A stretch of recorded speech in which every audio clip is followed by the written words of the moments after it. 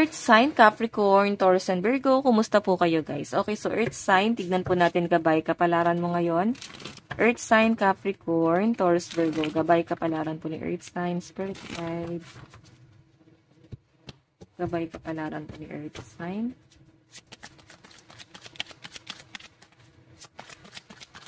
Oops. So guys, meron tayong Ace of Gems, Opportunity. Meron tayong Wheel of Fortune, Cycle.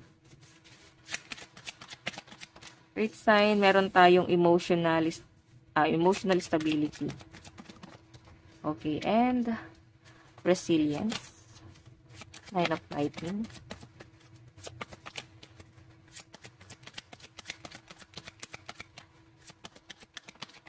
Okay. So, meron tayo guys, Ace of Lightning, Inspiration. Okay. Sige, tingnan natin guys. Air sign. Air sign tuloy. Hayaan naman tayo. Earth sign, Opportunity. So, I think guys, ito ha, dinikitan pa siya guys ng Wheel of Fortune. So, I think merong big opportunity na darating sa inyo. Or pwede guys na hindi ka nauubusan ng idea. Okay, lalo na pagdating sa source of income. Okay, minsan nakaka-feel ka ng pressure, kahit sabihin natin guys na malaki yung sahod, nakaka-feel ka guys ng pressure. Okay, pwede kasi guys na yung expectation sa inyo ng mga tao. Like, ay malaki ang kinikita ni Earth sign. So, pwede nagiging kampante sila sa inyo na malaki kasi guys yung kinikita mo. Okay? Ganun yung nasa-sense ko rito. So guys, opportunity, I think yung iba rito, meron kang naiisip or I think kailangan nyo guys ng expansion. Okay, wag nyo guys sayangin yung opportunity na dumarating sa inyo. Kailangan guys, pag may dumadating na bagong idea or may mga bagong tao na dumarating sa inyo na nagbibigay sa inyo guys ng idea, parang aralin mo siya, baka pwede kasi siya guys makatulong sa inyo yung bagong knowledge na nakukuha nyo sa ibang tao.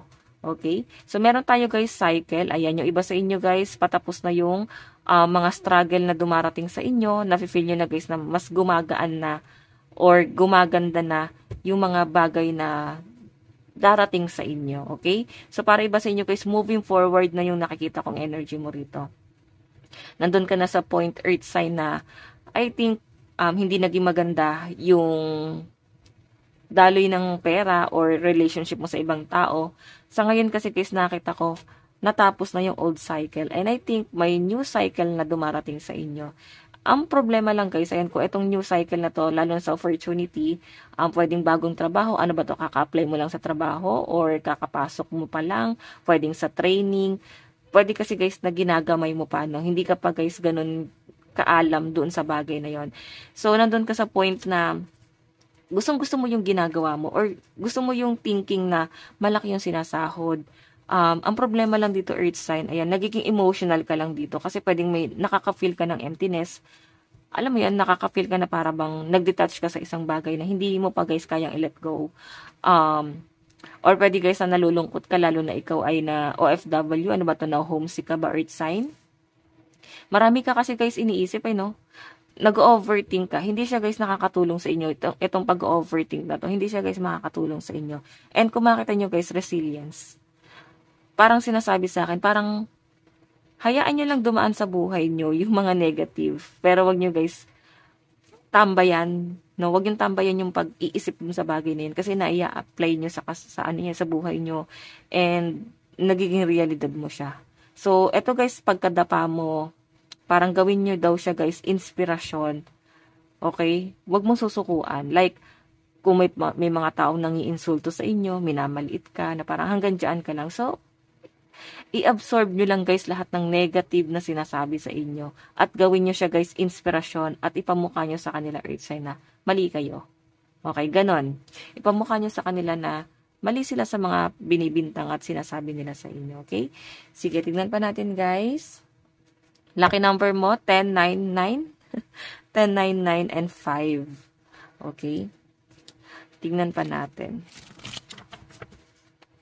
So, alam niyo Earth sign, may nasa-sense nga ako dito na tumutulong ka sa ibang tao.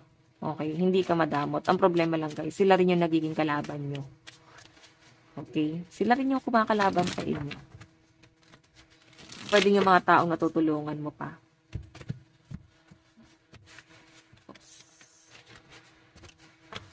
Earth sign. Meron tayong Devil.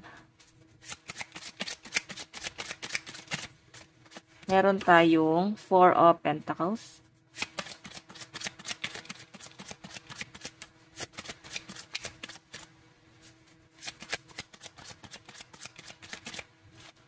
Meron tayong Justice.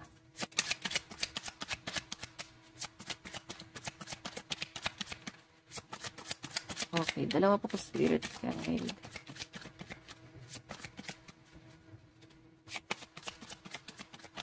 Oops.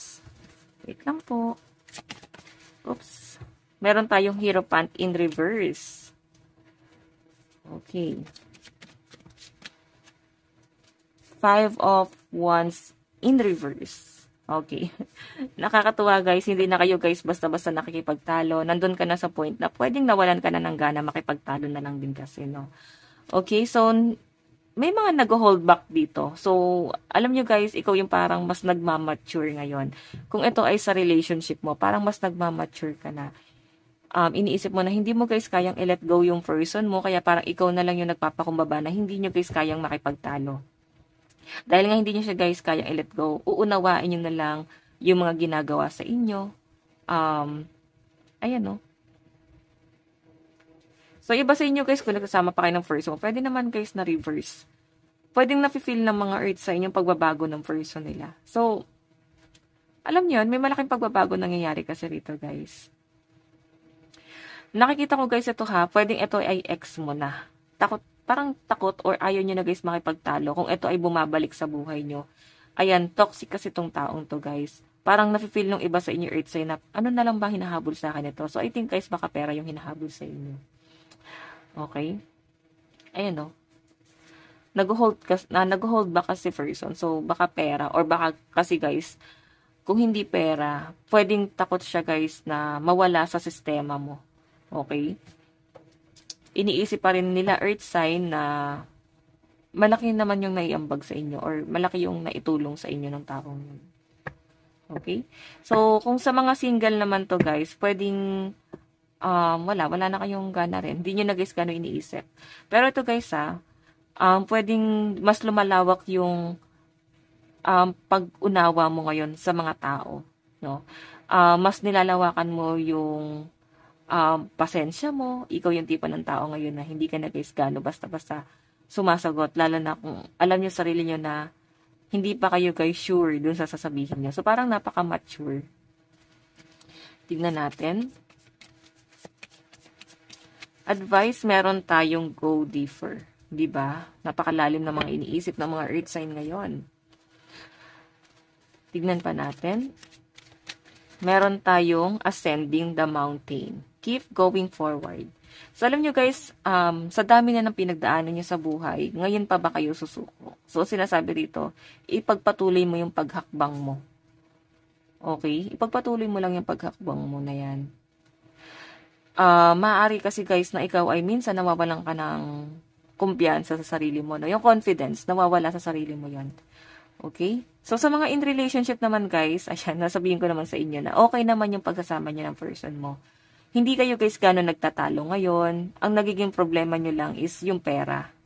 Okay? Siguro meron kayo guys bayarin dito monthly. Parang nahihirapan kayo pagdating sa pera eh. So guys, ito lang po ang inyong reading. Pag-usapan nyo na lang guys ng person mo no, kung kayo nagsasama rito. Baka yun na lang guys talaga ma-stress no.